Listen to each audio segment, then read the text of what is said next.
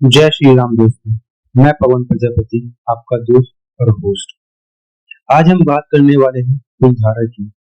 हम सभी ने कभी ना कभी तो सुना ही होगी कुलधारा के बारे में और उसकी हॉरर स्टोरीज के बारे में कि कैसे रातों रात एक गांव गुजर गया और अपने पीछे छोड़ गया एक श्राप। चलिए आज उसके बारे में बात करते हैं कि क्या है उसकी सच्चाई। कहते हैं जैसलमेर के रेगिस्तान के बीचों बीच बसा है एक छोटा सा गांव कुलधारा। यह गांव लगभग 300 साल पहले आबाद था।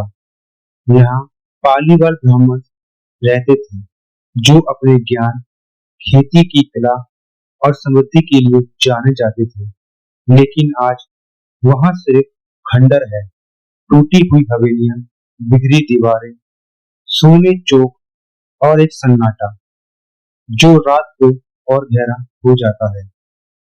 लोग कहते हैं इस गांव को श्राप लगा है और इसी वजह से यह जगह आज भी सुनसान और भूतिया मानी जाती है।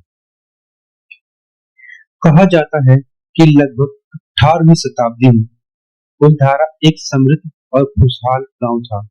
यहाँ लगभग 1500 परिवार रहते थे। चारों तरफ हरे भरे खेत, पानी के कुएं और मंदिरों की घंटियों की गूंज।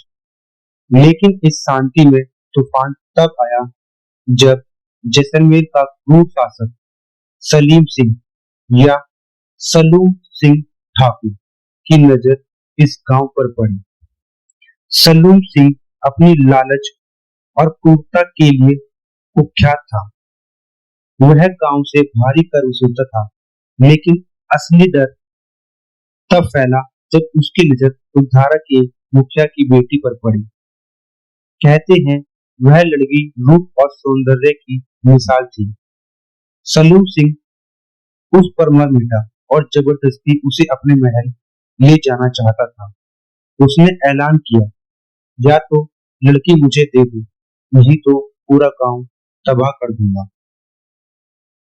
गांव की पंचायत बुलाई गई। चारों तरफ मातम छाया हुआ था। सब जानते थे कि सलूम सिंह के अत्याचार से कोई बच नहीं सकता। लेकिन पालीवाल ब्राह्मण नहीं झुके। उन्होंने ठान लिया अपनी इज्जत बचा लेंगे, लेकिन बेटी और गांव को इस क्रूर के हाथों नहीं सौंपेंगे। उस रात पूरा गांव अंधेरे में लिपटा हुआ था। हवाओं में बेचैनी थी।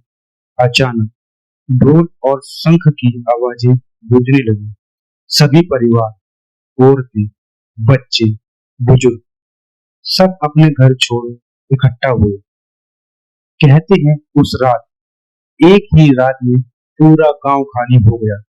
1500 परिवार चुपचाप बिना किसी को बताए अपने घरों से निकल गए। लेकिन जाते जाते उन्होंने कुलधारा की मिट्टी पर हाथ रखकर शपथ ली, अब यहाँ कोई नहीं बसेगा। जो भी बसेगा उसका सर्वनाश होगा। और तभी से यह गांव अभिशापित माने जाने लगा।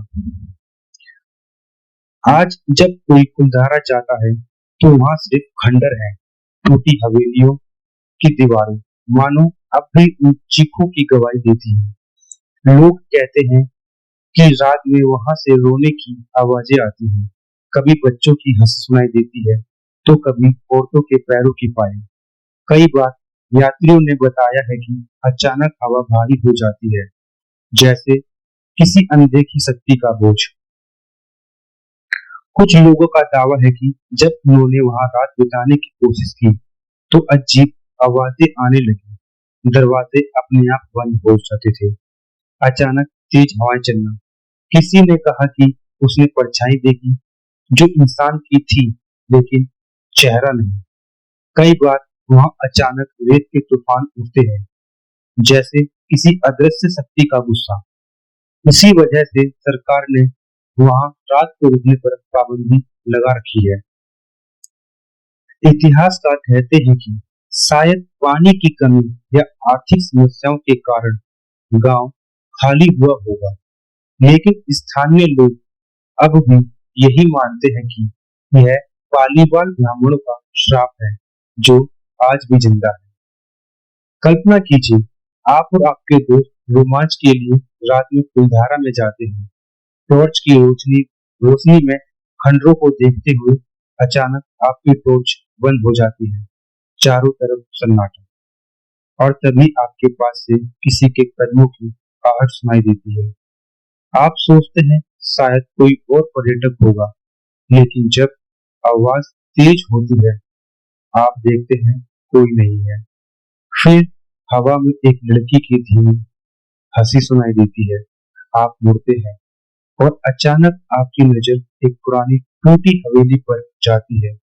वहां खिड़की में एक लड़की खड़ी है, पीली आंखें, सफेद चेहरा और चेहरे पर कोई भाव नहीं।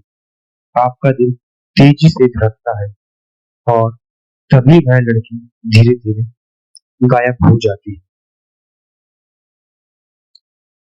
कुलधारा आज भी भारत के सबसे भूतिया स्थानों में गिना जाता है, चाहे यह सिर्फ इतिहास की त्रासदी हो या सच में कोई श्राप। लेकिन वहाँ का माहौल हर किसी को डरा देता है। कहा जाता है, कुलधारा में रात मत बिताना, वरना आप सुबह का सूरज नहीं देख पाओगे। धन्यवाद दोस्तों। यदि आपको स्टोरी पसंद आई हो तो कृपया करके हमारे चैनल को लाइक और सब्सक्राइब करें। प्लीज, अगर यदि आप में से कोई कुलधारा कभी गया हो और आपके साथ कोई इंसिडेंट हुआ हो, कृपया करके हमें कमेंट करके बताएं। या अगर इस वीडियो में आपको कोई कमी लगी हो, प्लीज कमेंट करें और हमें बताएं कि वीडियो में क्या कमी है, जिससे हम अपनी अगली वीडियो में सुधार करें। धन्यवाद। जय श्री राम।